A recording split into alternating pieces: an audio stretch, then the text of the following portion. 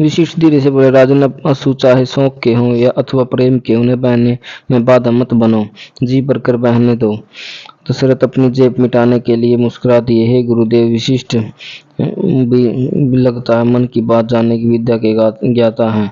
राम का सुख प्रजा के सुख में छिपा है। महाराजा दशरथ के प्रतिनिधि के रूप में मुझे सेवा का अधिकार है। यही यही मेरा कर्तव्य भी है। गुरुकुल के उद्घाटन का श्रेय केवल गुरु विशिष्ट को है। इसी में अयोध्या का गौरव है। मेरे कुलपति से निवेदन है कि वे समारोह के मुख्य अतिथि महाराज दशरथ के से प्रार्थना करें कि गुरु विशिष्ट के कर कमलों से इस पावन कार्य का शुभ आरंभ कराएं। पुण्य वायुमंडल राम के जय जयकार से गूंज उठा। दशरथ आज किसी रानी के पास नहीं गए। वे एकांत में अपने साथ रहने चाह रहे थे। वे कक्ष से बाहर आ गए। दज्जे पर खड़े होकर वे रात्रि में डूबी अयोध्या नगरी को देख रहे थे। मार्ग प्रकाश स्तंभों से आलोकित थे। लोग विभिन्न उत्सवों से, रथों और अश्वों से अपने अपने भवनों में लौट रहे थे। आकाश स्वच्छ था और तारे दीपों की भांति जगमगा रहे थे। दशरथ सफेद पत्थर से की एक बड़ी चौकी पर पीठ लगाकर बैठ गए। उनके भीतर जैसे एक रिक्त कहा गिरने लगी। वे व्याकुलता का अनुभव कर रहे।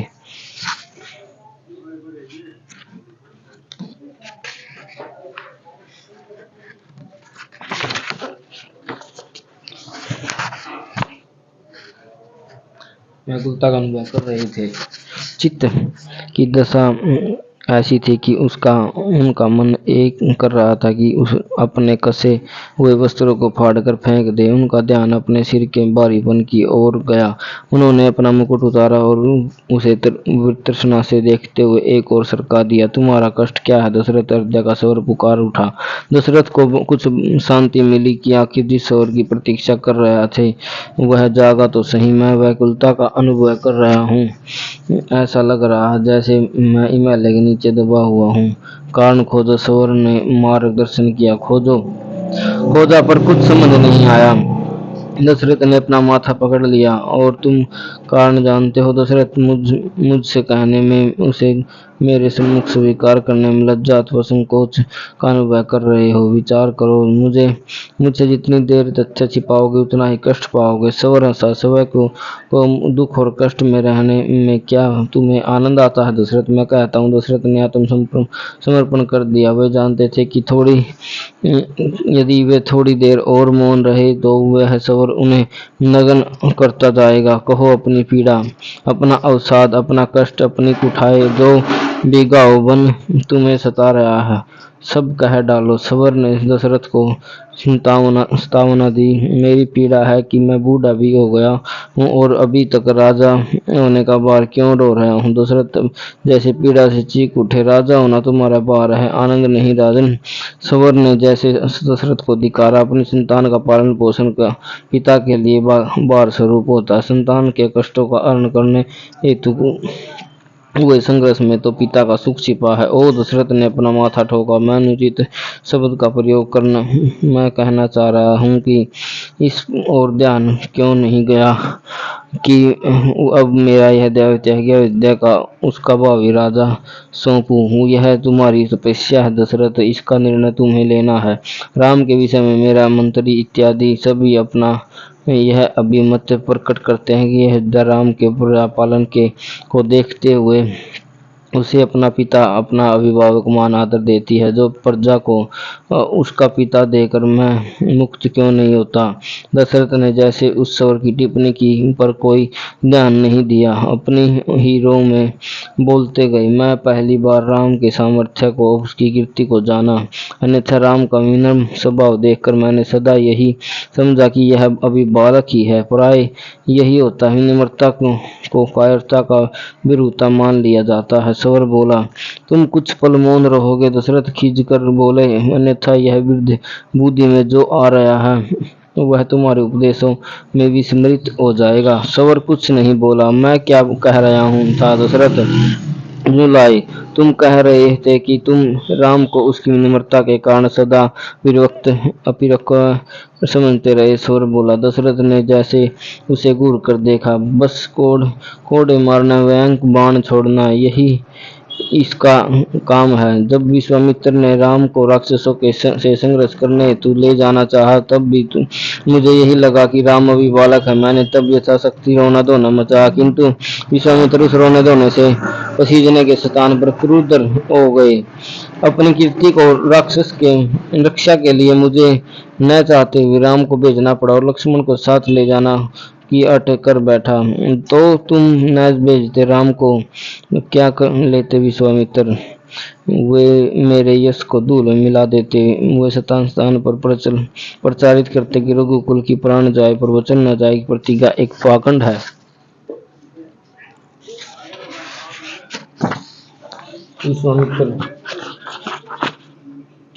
विश्वामित्र द्वारा उच्चारित यह कथन समस्त क्षत्रिय समाज और ऋषि समाज में सांप की अग्नि के समान फैल जाता और मैं कहीं मुंह दिखाने योग्य न रहता। अंत बोला तो सौ बोला। सवर धीरे से बोला। फिर परशुराम राम रूपी संकट। दशरथ ने जैसे फिर उस सवर को उपेक्षा की, वहां तो मेरी गिग्गी ही बंद गई थी। लगा था कि जैसे क्षत्रिय सूदन भगवान परशुराम मेरे पुत्र की रक्षा हो ही नहीं सकती, किंतु राम ने अपने आत्मविश्वास और साहस और वाक्पटुता से उस अस्तित्व को संभाल लिया। उस दिन से मुझे कुछ लगने लगा कि यज्ञ से उत्पन्न मेरे पुत्रों में राम सबसे अधिक बलशाली है। विशेष शिवधनुष भंग की घटना तो मैंने देखी नहीं थी, अतः यह मान लिया था कि घटना सहयोगिक रही होगी, किंतु परशुराम से वैश्वी धनुष की संचालित करना, तब मुझे लगा कि सच में विश्वामित्र राम को पहले से अधिक समृद्ध कर लाए हैं।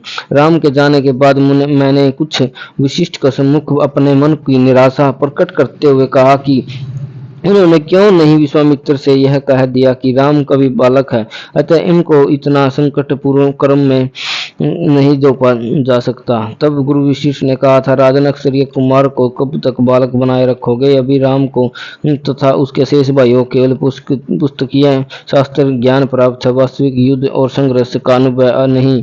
एक न एक दिन तो ऐसा आता है जब क्षत्रिय को संघर्ष में गिरना होता है। वह दिन, वह अवसर अभी क्यों नहीं? यह राम का सौभाग्य कि जब विश्वामित्र सानिध्य पाने के लिए जगत व्याकुल रहता है, वह स्वयं राम को युद्ध कला का वास्तविक ज्ञान देने पधारे हैं। उन्होंने यह भी कहा कि अनुभवहीन क्षत्रिय के समान किसी अज्ञात वर्ष में मरने से तो कर विश्वामित्र के साथ ऋषियों के रक्षा हेतु वीर गति को प्राप्त होना होगा। यदि किसी कारण राम वीर गति को प्राप्त होते तो उसका रघुकुल का नाम अमर होगा। इस परिस्थिति को तुम कल्याण नहीं कर सकते राजन। तब मैंने अनुभव किया कि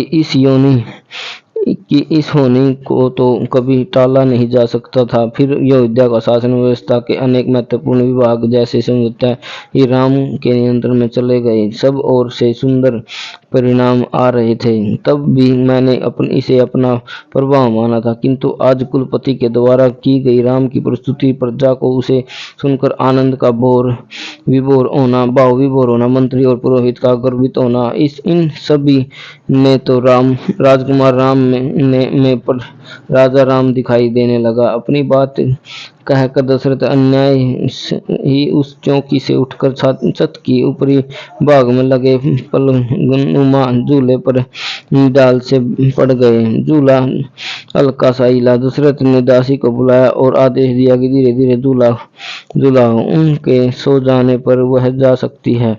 आज से खुले आकाश की चादर ओढ़ कर सोएंगे।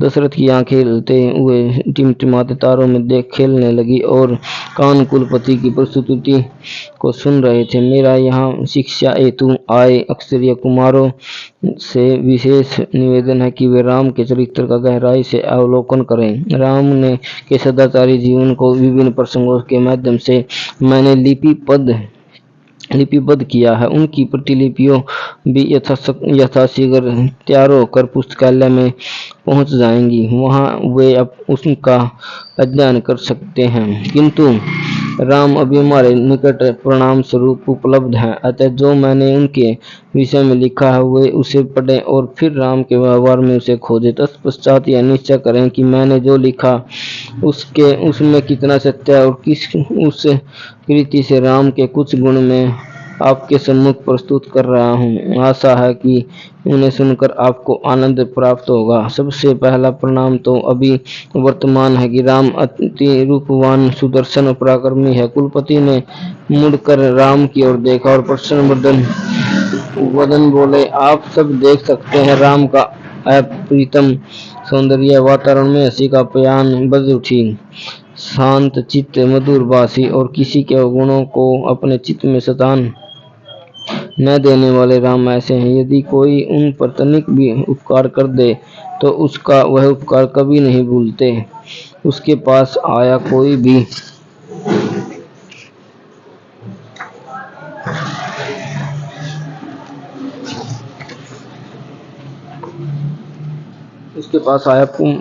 भी व्यक्ति, चाहे वह पद में अपने बड़ा हो अथवा छोटा, वे समान एवं समान वाणी में संवाद करते हैं। दशरथ का मस्तक तब घूमा था जब वह कुलपति इतनी गहरी बात कह रहा था जिस पर उनका अब उसके बताने पर ध्यान जा रहा है। उन्होंने देखा कि राम सेवकों से बात करते हैं और तो भी उनके स्वर में वही संगीत और आदर भाव होता है जैसे उनसे या किसी विशिष्ट व्यक्ति से करते हैं। समय शेष को ऐसा नहीं करते। समय दशरथ को जब सेवक से बात करनी होती है तो उनके स्वर में आदेश का भाव होता है और अन्य लोगों से बात करते हैं समय उसके पद के अनुरूप की वाणी को गति देते हैं। राम सत्य प्रिय है। राम की कथनी और करने में कोई भेद नहीं है। वे दीन बंधु और धर्मात्मा हैं।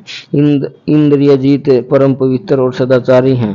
शरणागत की रक्षा करते हैं और अमंगलकारी किसी कार्य में न उनकी रुचि होती है और न उसमें अपना सहयोग देते हैं, वरन उसके विरोध में तथा न्याय पक्ष में गुरु बृहस्पति के समान सुंदर तर्क भी प्रस्तुत करते हैं। प्रत्येक देश काल के तथ्यों को जानने वाले राम को देखकर मुझे ऐसा लगता है जैसे विधाता ने उसे अनुपम रचनाकार से संसार के समस्त श्रेष्ठ महापुरुषों और साधुओं को को एक साथ राम में प्रकट किया है। आप मेरे इस कथन को अंतर्जना भी मान सकते हैं, मुझे कोई आपत्ति नहीं, किंतु मैंने जो देखा वो जो अनुभव किया वह ज्यों का त्यों आपके आनंद वर्धन हेतु निवेदित कर दिया।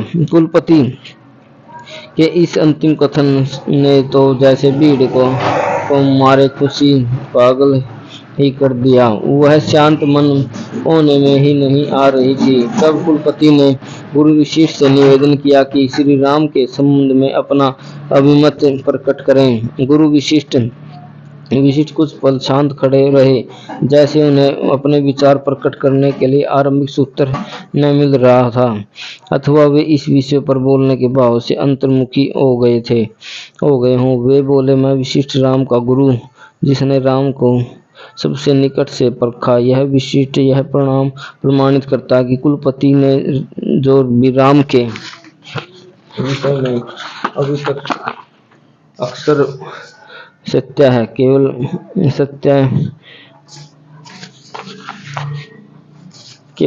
है, उसमें न कोई चाटुकारिता और न कोई राजशक्ति को प्रसन्न करने का कोई उद्देश्य। यह कुलपति का एक सुंदर और शक्तिपूर्ण शोध है। विशिष्ट का कथन सुनकर रणसमूह अरस में कूदने चीखने लगा। विशिष्ट ने कुलपति की ओर मुड़कर देखा।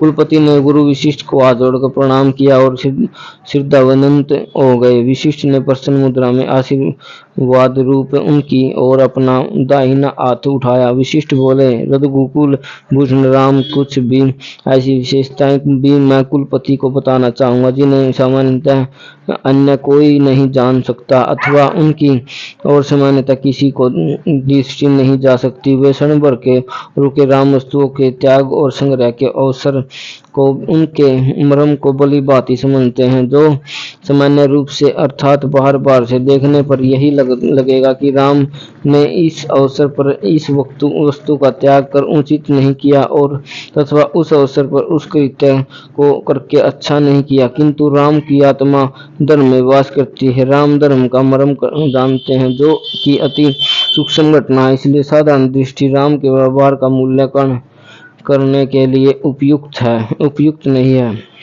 राम के चरित्र एवं कार्यों को जानने के लिए तो दिव्य अंतर्दृष्टि ही सहायक है। मैं सब प्रमाण अपनी बात आपको कह रहा हूँ।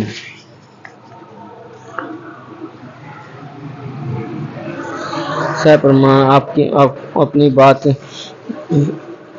कह रहा हूँ। अब ब्रह्मा ऋषि विश्वामित्र जी ने राम के अति शक्तिशाली राक्षसी आतंक से विरुद्ध संघर्ष हेतु मांगा। तब यदि अन्य कोई अक्षरीय राजकुमार होता तो वह यही कहता कि अपने पूर्ण यति सुरक्षित सुविधापूर्वक जीवन का त्याग करके मैं विश्वामित्र के साथ नहीं जाऊंगा। वह विश्वामित्र जो उसे साक्षात यमलोक की यात्रा पर ले जाना चाह रहे थे।